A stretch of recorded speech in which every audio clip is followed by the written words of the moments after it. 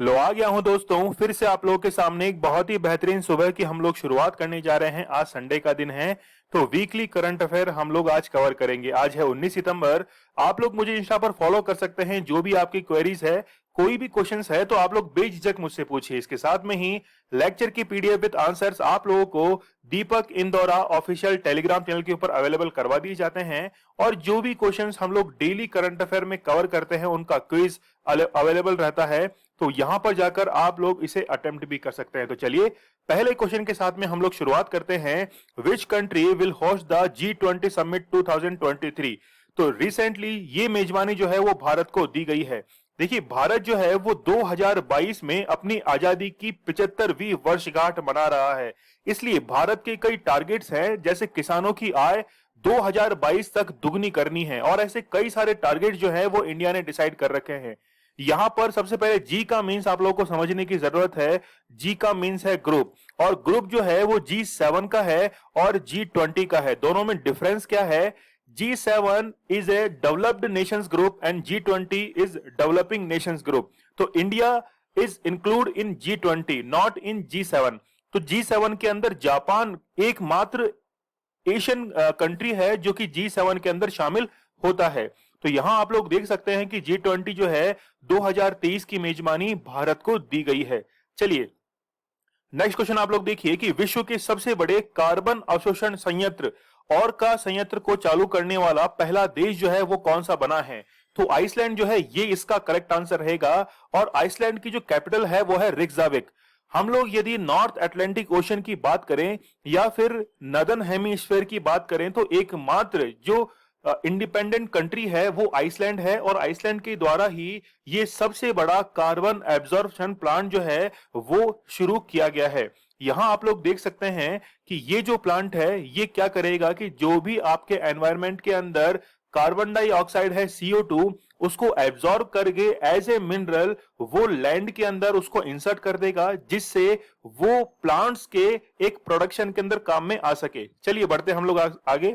NIRF India ranking 2021 में किस IIT संस्थान ने शीर्ष स्थान हासिल किया है? तो रिसेंटली IIT मद्रास के द्वारा यह स्थान हासिल किया गया है।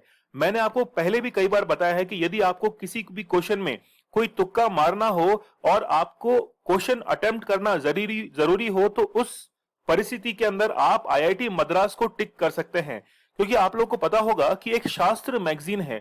शास्त्र मैगजीन जो है वो IIT मद्रास के द्वारा ही लॉन्च की गई थी, जो कि साइंस एंड टेक्नोलॉजी के लिए डिवोटेड थी। नेक्स्ट देखिए आप लोग, यहां आप लोग देख सकते हैं कि NIRF, ये फुल फॉर्म तो आपको याद रखनी ही है। साथ में आप लोगों को याद रखना है कि IIT मद्रास जो है इसने टॉप रैंक जो है वो हासिल की है। नेक्स्ट देखिए आप लोग, भारत के पहले उच्च राख कोयला मतलब इंडिया फर्स्ट हाई एश कोल गैसिफिकेशन बेस मीथेनॉल, तो यहां पर मीथेनॉल प्रोडक्शन प्लांट जो है इसको इनॉग्रेट किया गया है हैदराबाद के अंदर। तो सबसे पहले मीथेनॉल आप लोग समझिए कि जब भी हम लोग कोल को बर्न करते हैं तो कई सारी गैसेस जो है वो उसके अंदर प्रोड्यूस होती हैं। तो रिसेंटली हैदराबाद के अंदर इसको इनॉग्रेट किया गया है, और इनॉग्रेट किया गया है Bharat heavy electronics electrical limited जो है BHEL, इसके द्वारा इसको इनॉग्रेट किया गया है। चलिए T20 वर्ल्ड कप 2021 में भारत का पहला मैच किस टीम के खिलाफ होगा? तो ये पहला मैच जो है वो पाकिस्तान के खिलाफ होने जा रहा है, और अब जो है ये मैच काफी इंटरेस्टिंग रहेगा। देखिए T20 आप लोगों को पता होगा कि काफी ज्यादा विवादों में रहा है। इसकी मेजबानी पहले इंडिया के पास में ही थी, लेकिन फिर पेंडेमिक के चलते इंडिया से मेजबानी छीनकर फिर ये UAE के अंदर अब ऑर्गेनाइज करवाया जा रहा है। तो T20 वर्ल्ड कप जो है वो UAE के अंदर आयोजित करवाया जाएगा। देखिए कुछ खिलाड़ियों के मैं आप लोगों को नाम बताता हूं।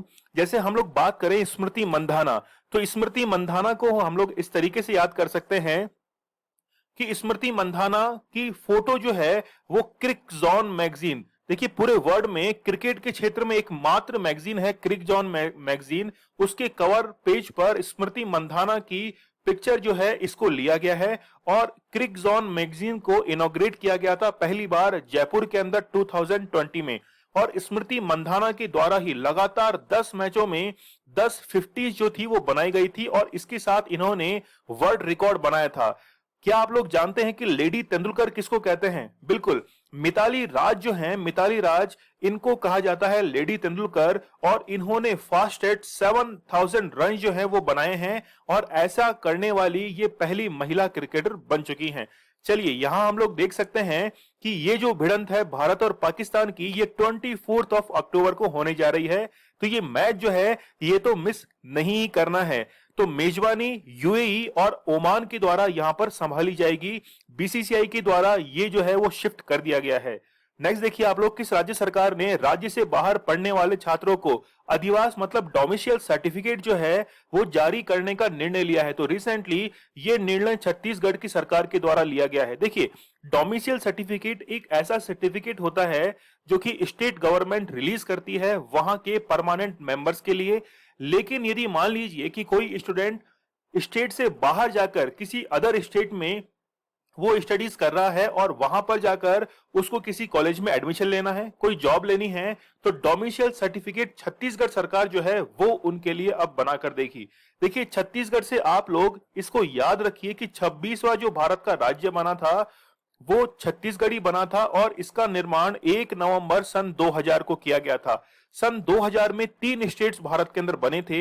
1 नवंबर सन 2000 को 26वां राज्य छत्तीसगढ़, उसके बाद में 9 नवंबर सन 2000 को यूपी से अलग होकर उत्तराखंड बना, और इसके बाद में 15 नवंबर सन 2000 को झारखंड जो है ये स्टेट नया बनाया गया था। चलिए बढ़ते हैं हम लोग आगे। तो छत्तीसगढ़ गवर्नमेंट जो है वो स्टूडेंट्स को स्टडी करने के लिए ये डोमिशियल सर्टिफिकेट जो है वो प्रोवाइड करेगी, और यहाँ के चीफ मिनिस्टर है कौन?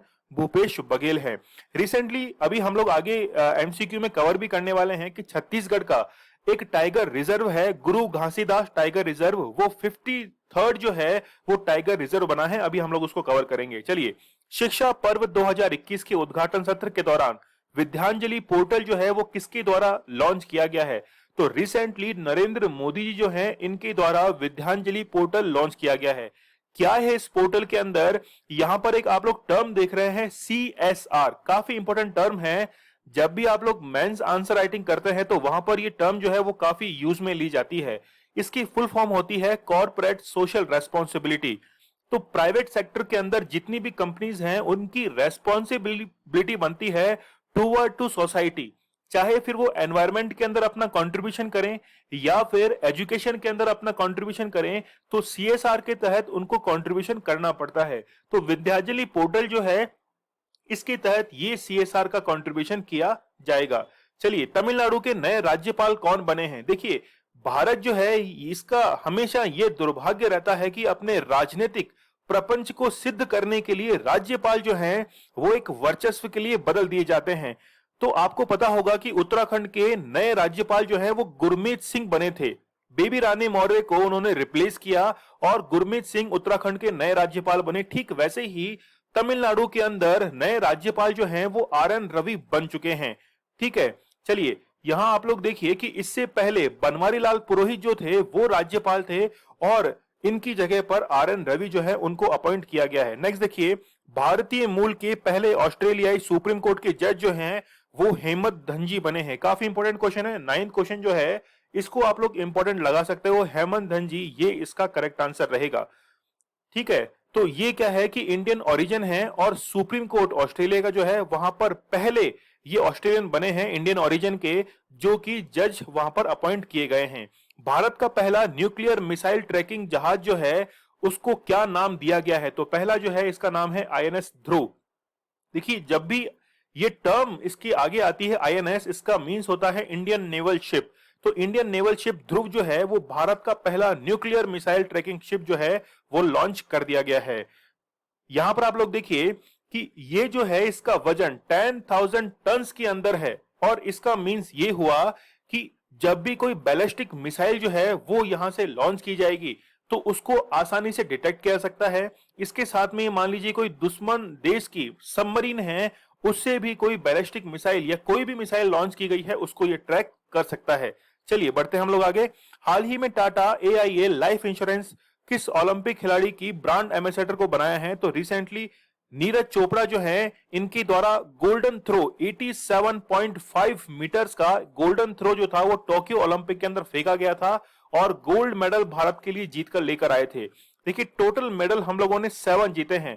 टोटल 7 मेडल जो है वो भारत के द्वारा जीते गए हैं। उसमें एक तो है कौन सा, गोल्ड मेडल है। इसके साथ में ही 4 जो है वो सिल्वर मेडल है और 2 जो है वो ब्रॉन्ज मेडल है। ठीक है, तो यहां पर आप लोग देखिए कि 7 मेडल जो है वो जीते गए हैं। नीरज चोपड़ा को ब्रांड एम्बेसडर बनाया गया है टाटा एआईए लाइफ इंश्योरेंस का।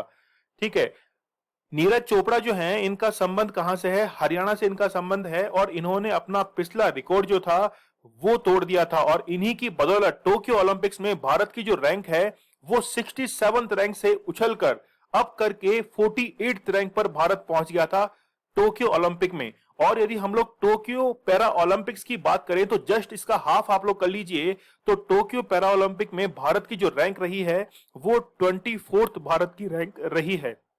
नेक्स्ट देखिए, तेलंगाना भाषा दिवस जो है वो हाल ही में कब मनाया गया है, तो रिसेंटली 9 सितंबर को तेलंगाना भाषा दिवस जो है वो मनाया गया है।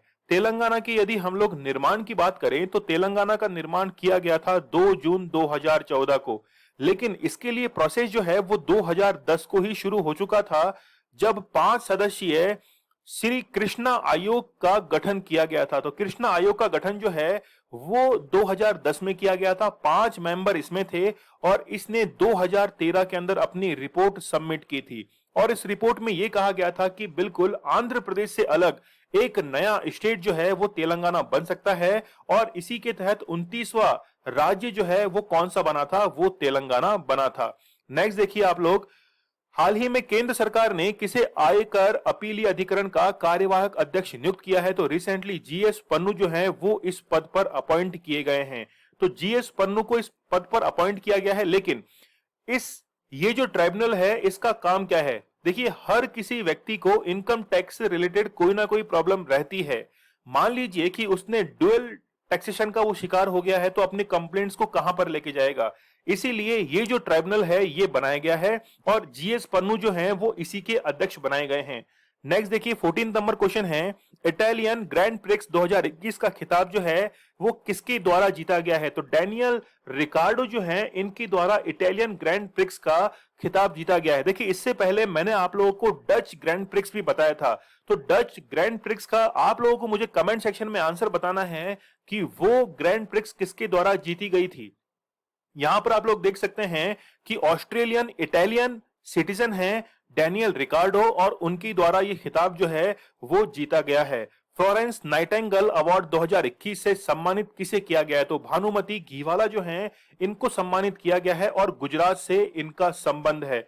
ये क्या है, हम लोग कह सकते हैं कि एक नर्स हैं और इन्होंने कोविड पैंडेमिक के दौरान काफी अच्छा योगदान दिया था, कंट्रीब्यूशन किया था। तो यहां हम लोग देख सकते हैं कि विदाउट एनी लीव इन्होंने कोरोना पैंडेमिक के अंदर अपनी ड्यूटी जो है वो बखूबी निभाई थी और इसी के चलते इनको क्या दिया गया है, ये अवार्ड जो है इससे सम्मानित किया गया है। नेक्स्ट देखिए, विश्व प्राथमिक उपचार दिवस world first aid day celebrate जो है वो कब किया गया है, तो सैटरडे जो आता है मतलब सितंबर के अंदर सेकंड सैटरडे जब आता है तो सेलिब्रेट किया जाता है वर्ल्ड फर्स्ट एड डे और इस बार 11 सितंबर को ये सेलिब्रेट किया गया था। यहां पर आप लोगों को ध्यान में रखने की जरूरत है, आप लोग डेट मत याद रखिए, इसके अंदर आप लोगों को बस ये याद रखना है कि जो भी सितंबर के अंदर सेकंड सैटरडे आता है उस दिन ये सेलिब्रेट किया जाता है। यूएस ओपन 2021 में पुरुष एकल का खिताब जो है वो किसको यानी कि किसके द्वारा जीता गया है, यहां पर करेक्ट आंसर तो डैनियल में दवे हैं। लेकिन देखिए एक साल के अंदर 4 ओपन जो हैं वो टेनिस के अंदर आयोजित करवाए जाते हैं। सबसे पहले आयोजित होता है ऑस्ट्रेलियन ओपन, ठीक है, उसके बाद फिर आयोजित होता है फ्रेंच ओपन, फिर है विंबलडन और फिर होता है यूएस ओपन। और आप लोगों को यदि इसमें याद रखना है तो स्टार्टिंग के जो 3 हैं इसमें तो नोवाक जोकोविच जो हैं इनके द्वारा ये खिताब जीता गया, लेकिन उनके 21वें ग्रैंड स्लैम का जो खिताब जो उनका सपना था उस सपने को तोड़ दिया किसने, डैनियल मेदवेदेव ने। इसीलिए रॉजर फेडरर, नोवाक जोकोविच ऐसे खिलाड़ी बन चुके हैं जिन्होंने 20 ग्रैंड स्लैम जो हैं वो अपने करियर के अंदर जीते हैं और वो मैक्सिमम है। यहां आप लोग देख सकते हैं कि वर्ल्ड नंबर 1 प्लेयर है नोवाक जोकोविच और यहां पर कंट्री भी आप लोग को याद रखनी है, सर्बिया से बिलोंग करते हैं। रॉजर फेडरर जो है वो स्विट्जरलैंड से बिलोंग करते हैं। भारत की सबसे बड़ी ओपन एयर फर्नरी किस राज्य में खोली गई है, तो ये रिसेंटली उत्तराखंड के अंदर इसको ओपन किया गया है। फर्नरी का मीन्स है कि जितने भी फर्न के जो पेड़ होते हैं, देखिए यहां पर आप लोग पिक्चर में देखिए कि जितने भी फर्न के जो पेड़ होते हैं जो कि बायोडायवर्सिटी को इंक्रीज करते हैं, अदर जो प्लांट्स हैं उनको भी ये हेल्प करते हैं। तो भारत की सबसे बड़ी ये फैक्ट्री जो है वो ओपन की गई है उत्तराखंड के अंदर। देखिए उत्तराखंड से रिलेटेड कई सारे फैक्ट्स हैं जो मैं आप लोगों को कई बार बताता रहता हूं, लेकिन यदि आप लोगों को उत्तराखंड से रिलेटेड कोई भी फैक्ट याद है तो मुझे कमेंट सेक्शन में जरूर बताइएगा। नेक्स्ट देखिए, यूएस ओपन टेनिस टूर्नामेंट में महिला खिताब किसने जीता है? काफी इंपॉर्टेंट है क्योंकि ब्रिटिश ये खिलाड़ी हैं और इनके द्वारा पहली बार ये खिताब जीता गया है। महज और महज 19 साल की इनकी उम्र है। इन्होंने अपने बायोग्राफी के अंदर ये कहा कि मेरे जो पेरेंट्स हैं उन्होंने मेरे ऊपर काफी दबाव जो है वो रखा था। इस ट्रेनिंग के दौरान उन्होंने मुझे किसी भी रेस्ट्रिक्शन से बाहर जाने की उन्होंने अनुमति नहीं दी, हमेशा मुझे रेस्ट्रिक्शन के अंदर रखा। मुझे स्टार्टिंग में पहले तो ये फील होता था कि मेरे ऊपर इतना दबाव क्यों है, लेकिन जब मैंने ये खिताब जीता तो वो सारी पिक्चर जो है वो क्लियर हो गई थी। तो आप लोग जरूर देखिएगा कि न्यूज़पेपर के एडिटोरियल में इन्होंने अपनी जीवनी लिखी थी। तो यहां पर हम लोग देख सकते हैं कि फर्स्ट ब्रिटिश वुमेन है जिनके द्वारा 53 साल के बाद ये खिताब जीता गया है। नेक्स्ट देखिए, एक बुक है काफी इंपॉर्टेंट है, अब Bangladesh war commentary 1971 radio dispatches. तो 1971 के अंदर जब बांग्लादेश को आजादी मिली थी, भारत ने महत्वपूर्ण भूमिका निभाई थी। 16 दिसंबर 1971 को ये आजादी बांग्लादेश को मिली थी, लेकिन भारत का इसमें अहम रोल था और इसी के ऊपर जो रेडियो डिस्पैचेस किए गए थे उसके ऊपर एक बुक लिखी गई है यूआर बरुआ के द्वारा। ठीक है, तो यूएल बरुआ, ठीक है, यूएल बरुआ जो है ये आप लोग जरूर से याद रखना, काफी इंपॉर्टेंट बुक है। कुछ बुक्स जो है वो मैंने आप लोगों के लिए प्रोवाइड कराई हैं, जैसे a different route to success Ramesh Narayan की है। इन बुक्स में से यदि कोई इंपॉर्टेंट बुक है, यदि आप लोग मुझसे पूछेंगे कि एक बुक इनमें से कौन सी याद की जाए, तो यहां पर ये आप लोग देख सकते हैं the dream of revolution, a biography और जयप्रकाश नारायण, क्योंकि यहां पर ये नाम ही काफी है, जयप्रकाश नारायण, और इन्होंने इंदिरा गांधी के खिलाफ जो मोर्चा निकाला था उसी के कारण ये काफी फेमस हुए थे। तो सुजाता प्रसाद और विमल प्रसाद के द्वारा बुक लिखी गई है, काफी इंपॉर्टेंट बुक है। नेक्स्ट देखिए, भारतीय राष्ट्रीय अंतरिक्ष संवर्धन प्राधिकरण मतलब इन स्पेस जो है इसके नए अध्यक्ष कौन बनाए गए हैं? तो पवन गोयनका जो है वो इसके नए अध्यक्ष बनाए गए हैं। यहां पर आप लोग इसका रोल समझिए। देखिए, जैसे मान लीजिए कि यूएसए की नासा है, यूएसए की नासा है और उसकी कमर्शियल विंग है स्पेस एक्स, ठीक वैसे ही इसरो जो है उसकी कमर्शियल विंग जो है वो हम लोग इन स्पेस कह सकते हैं। दूसरे देशों के साथ में जो डील करती है वो इन स्पेस करती है और इसी के अध्यक्ष जो है वो पवन गोयनका बनाए गए हैं। तो पवन गोयनका जो है वो इससे पहले महिंद्रा एंड महिंद्रा कंपनी के मैनेजिंग डायरेक्टर थे और अब इस कंपनी में यहां पर ये अपॉइंट किए गए हैं। नेक्स्ट देखिए, काफी इंपॉर्टेंट क्वेश्चन है कि भूपेंद्र भाई रजनीकांत पटेल को किस राज्य का नया मुख्यमंत्री अपॉइंट किया गया है? तो गुजरात के ये नए मुख्यमंत्री बने हैं। क्वेश्चन तो इंपॉर्टेंट है, लेकिन मुख्यमंत्री और राज्यपाल जो हैं वो अब लगातार बदले जा रहे हैं। तो देखना होगा कि भारत जो है वो अब 2022 में कौन सा भारत बनता है। चलिए बढ़ते हम लोग आगे। राष्ट्रीय अल्पसंख्यक आयोग के नए अध्यक्ष जो है वो सरदार इकबाल सिंह लालपुरा को बनाया गया है। इंपॉर्टेंट क्वेश्चन तो है ही, क्योंकि ये अपॉइंटमेंट जो है वो एग्जाम में जरूर पूछे जाते हैं और इसका निर्माण जो है वो 1992 को किया गया था। और भारत में देखिए कि जितने भी माइनॉरिटीज हैं वो हिंदुओं को छोड़कर बाकी सभी जो है वो माइनॉरिटीज के अंदर काउंट होते हैं, क्योंकि सुप्रीम कोर्ट ने अपने एक फैसले में कहा था कि जिनकी भी जनसंख्या 50% से कम है वो सभी के सब क्या आते हैं, माइनॉरिटीज के अंदर आते हैं। लेकिन कॉन्स्टिट्यूशन के अंदर कहीं भी डिफाइन नहीं किया गया है कि व्हाट इज माइनॉरिटी। या फिर हम लोग बात करें कि आर्टिकल नंबर 17 के अंदर अनटचेबिलिटी की बात की जाती है, तो ठीक वैसे ही कि अनटचेबिलिटी को डिफाइन नहीं किया गया है कॉन्स्टिट्यूशन में, उसी तरह माइनॉरिटीज जो हैं वो भी डिफाइन नहीं है। पीएम कुसुम योजना के तहत सोलर पंप लगाने में कौन सा राज्य पहले स्थान पर रहा है? तो हरियाणा जो है वो प्रथम स्थान पर रहा है। चलिए थोड़ा सा हम लोग स्पीड बढ़ाते हैं। तो हरियाणा के द्वारा जो है वो मैक्सिमम यहाँ पर सोलर प्लांट जो है वो स्थापित किए गए हैं, सोलर पंप्स यहाँ पर स्थापित किए गए हैं। भारत की स्पेस एजेंसी इसरो के साथ समझौता करने वाली पहली निजी कंपनी जो है वो स्काई रूट एरोस्पेस बनी है और ये एक हैदराबाद बेस्ड एक स्पेस टेक्नोलॉजी स्टार्टअप है, जिसके द्वारा ये कोलैबोरेशन किया गया है। किसके साथ में? इसरो के साथ में किया गया है।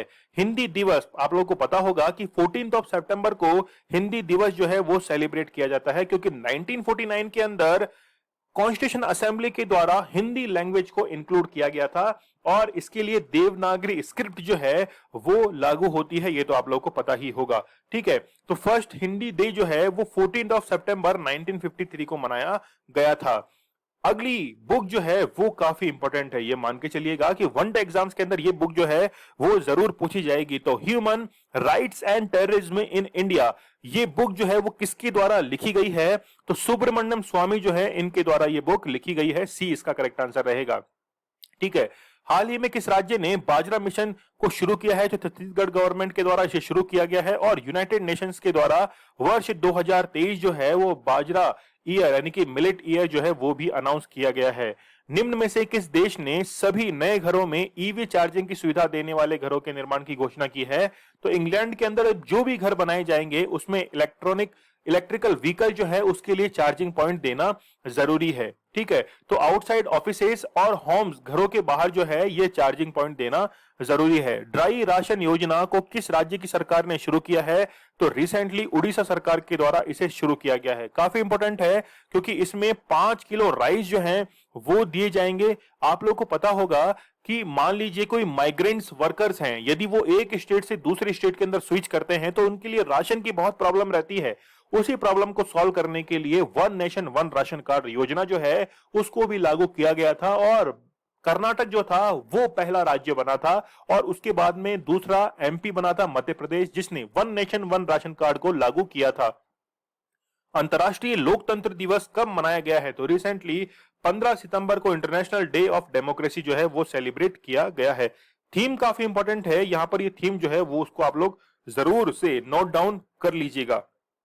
स्वामी ब्रह्मानंद पुरस्कार जो है 2021 से किसे सम्मानित किया गया है? तो मैथमेटिशियन आनंद कुमार। सुपर 30 का आप लोगों ने नाम सुना होगा, तो सुपर 30 के नाम से जो जाने जाते हैं वो कौन है? वो है आनंद कुमार और इन्हीं को ये पुरस्कार दिया गया है। ओलंपिक जो समिति है ने किस देश को 2022 शीतकालीन ओलंपिक से निलंबित कर दिया है? तो नॉर्थ कोरिया जो है इसको निलंबित कर दिया है क्योंकि पैंडेमिक के दौरान इन्होंने अपना एक भी खिलाड़ी टोक्यो ओलंपिक के अंदर नहीं उतारा था, जिसके कारण नॉर्थ कोरिया जो है इसको सस्पेंड कर दिया गया है।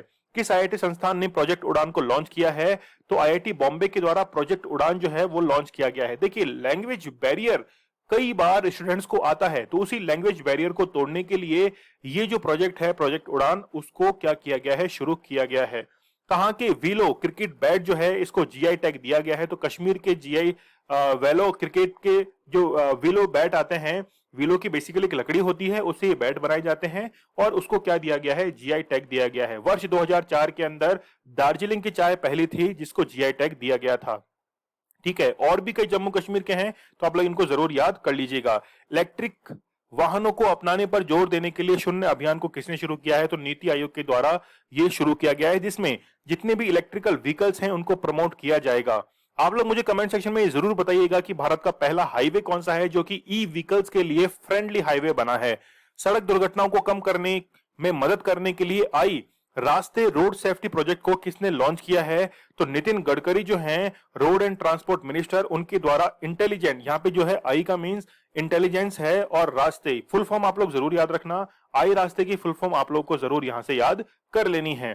कार्बन डाइऑक्साइड CO2 कैप्चर करने के लिए भारत का पहला संयंत्र किस कंपनी ने चालू किया है? तो रिसेंटली टाटा स्टील के द्वारा ये जो है जमशेदपुर के अंदर चालू किया गया है। ठीक है, ताकि भारत का जो कार्बन फुटप्रिंट है इसको कैसे कम किया जाए। तो भारत की पहली ये स्टील कंपनी बन गई है जिसने टेक्निक को अडॉप्ट किया है। प्रधानमंत्री नरेंद्र मोदी ने लोकसभा टीवी और राज्यसभा टीवी को मिलाकर कौन सा नया चैनल जो है वो लॉन्च किया है? तो रिसेंटली पार्लियामेंट टीवी जो है वो लॉन्च किया गया है और इसके जो अध्यक्ष है चेयरपर्सन वो रवि कपूर को भी अपॉइंट किया गया है। चलिए, यहां पर आप लोग देख सकते हैं कि जितने भी कामकाज वगैरह जो है, जो कि अभी तक 2 पार्ट में डिवाइड थे लोकसभा और राज्यसभा पर, जो है अब उनको मर्ज कर दिया गया है। गुरु घासीदास सबसे इंपॉर्टेंट क्वेश्चन है आज के सेशन का, इसको आप लोग जरूर नोट कीजिएगा। 53वां टाइगर रिजर्व जो है गुरु घासीदास टाइगर रिजर्व बना है, कहां स्थित है? छत्तीसगढ़ के अंदर स्थित है। जबकि राजस्थान में रामगढ़ टाइगर रिजर्व भारत का 52वां टाइगर रिजर्व बना था। आप लोग जरूर इसको याद कीजिएगा। चलिए, अंतर्राष्ट्रीय ओजोन परत संरक्षण दिवस जो है वो कब मनाया जाता है? इजी क्वेश्चन है, 16 सितंबर को ये मनाया जाता है। ओजोन डिप्लीशन हम लोग कहते हैं कि जब भी सीएफसी क्लोरोफ्लोरोकार्बन का यूज होता है, जो फ्रिज से निकलती है, एसी से निकलती है, वो ओजोन की जो लेयर है उसको तोड़ देती है। ओजोन को हम लोग लिखते हैं किस तरीके से? O3 की फॉर्म में लिखते हैं। तो O3 को वो कई ओस के अंदर क्या कर देती है? वो तोड़ देती है। क्लोरीन जो गैस होती है, ठीक है, इससे क्या हो जाता है? जो ओजोन लेयर है उसका डिप्लीशन होना शुरू हो जाता है। आप लोग मुझे इंस्टा पर फॉलो कर सकते हैं। आप लोग मुझे जरूर बताइएगा आप लोग को लेक्चर कैसे कैसे लग रहे हैं, क्या रेस्पॉन्स आप लोगों का है। इसके साथ में लेक्चर की पीडीएफ विद आंसर्स आप लोगों को टेलीग्राम चैनल के ऊपर अवेलेबल करवा दी जाती है, और जो भी क्वेश्चन हम लोग कवर करते हैं उसका क्विज दीपक इंदौरा ऑफिशियल टेलीग्राम चैनल पर अवेलेबल रहता है। तो वहां पर जाकर आप लोगों को इसे ज्वाइन कर लेना है और क्वेश्चंस को जरूर अटेम्प्ट करना है। स्टडी ग्लोज आप लोगों के लिए बहुत ही बेहतरीन कंटेंट लेकर आता है। नॉलेज इज पावर, ये हमारी टैगलाइन है। तो चलिए, कल मिलते हैं हम लोग बहुत ही बेहतरीन लेक्चर के साथ। तब तक के लिए धन्यवाद। Thank you.